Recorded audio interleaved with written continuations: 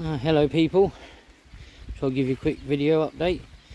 Bit of bad news. Astrid, the Astra, has died. She's 176,000 miles, and her timing chain just decided it had enough. So yeah, but on a lighter note, do have a new motor, and here she is. Let's get her in view. There we go. She's a 57 plate Zafira 1.6. She doesn't have some of the technological things that Astrid had, as in she doesn't have a rear electrical centre, so that limits quite a few of the different things that can be done. But you know, a few things that I'm going to be doing, so yeah, I will be putting them on the channel. One of the things I'm going to be doing, I will show you in a sec. Okay, and I'm back. As you can see, the airbag's been taken out because I swapped the steering wheel, because the one that came with it didn't have the controls. So I couldn't control things on the screen.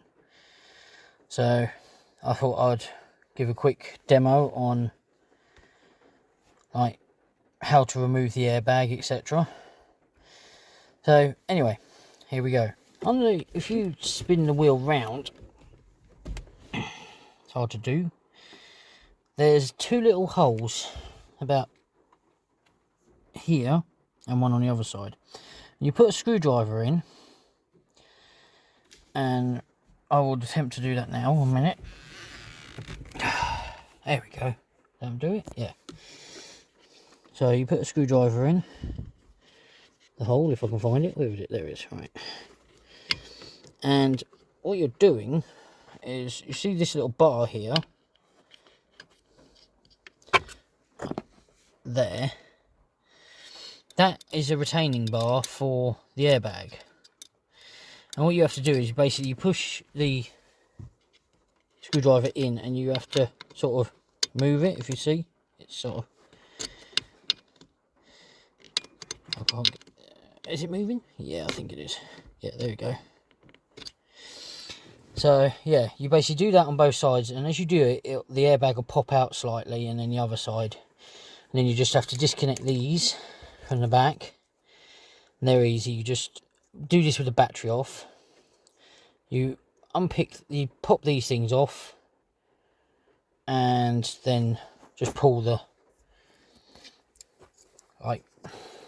thing off, and you'll be fine. So yeah. And one thing I have noticed, which was rather annoying, I got this wheel from Scrapyard. I took out the airbag thinking I didn't need it. This wheel is different to the old one, as in it's not as deep. The old one is like this. It has like a circuit board at the back with one connector for the horn. Whereas this one has no circuit board, but the horn plate is further back, is further up, and you've got the wiring for the switches. So my airbag from this one won't fit in here, so I've got to go to the Scrapyard tomorrow and get the airbag. So kind of annoying, but hey ho.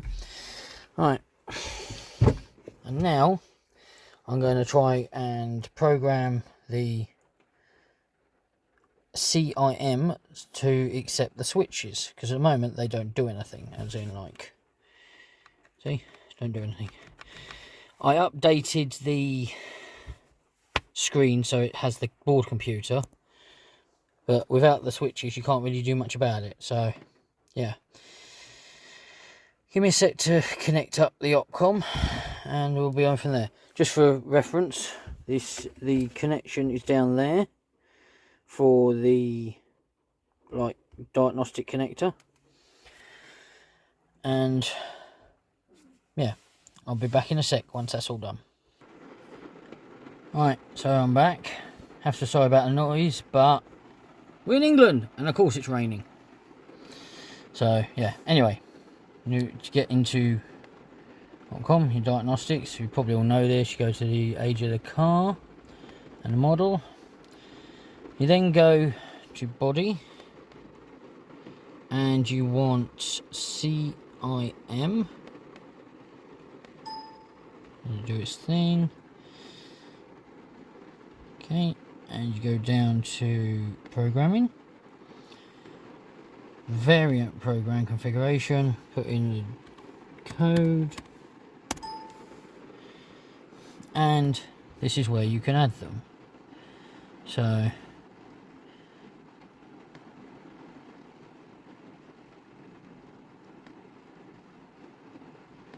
click present. As you see, I do have cruise control present in the CM, and I have the switch. But the problem is, the underhood electrical centre does not have it activated, as in it's greyed out, so you can't do anything with it. So I'm going to try and find a higher spec that's got the same underhood electrical centre, because this one doesn't have the rear one. You need a specific one to be able to work, because I tried putting Astrids in, didn't play ball, didn't even start the couldn't even, well, there's no lights at all.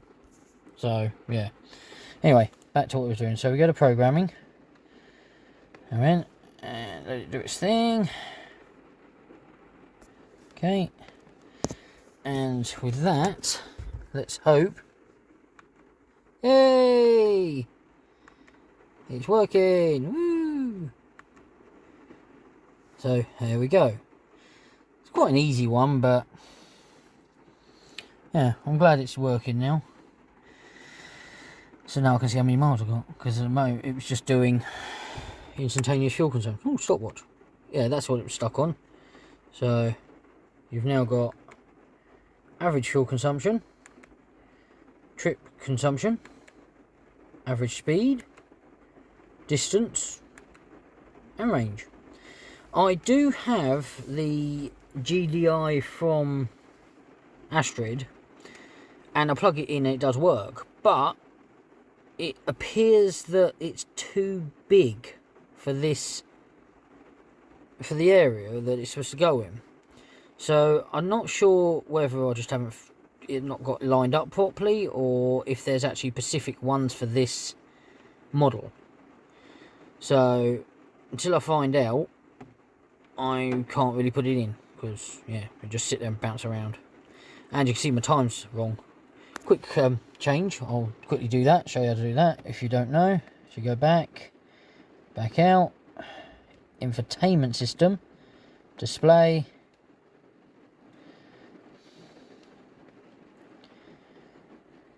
go to programming, and set time and date. Now you can set it from the PC, hopefully that's right, and you just program it, and oof, time's correct. So anyway, hopefully that's been informative, and I will catch you later. Bye for now.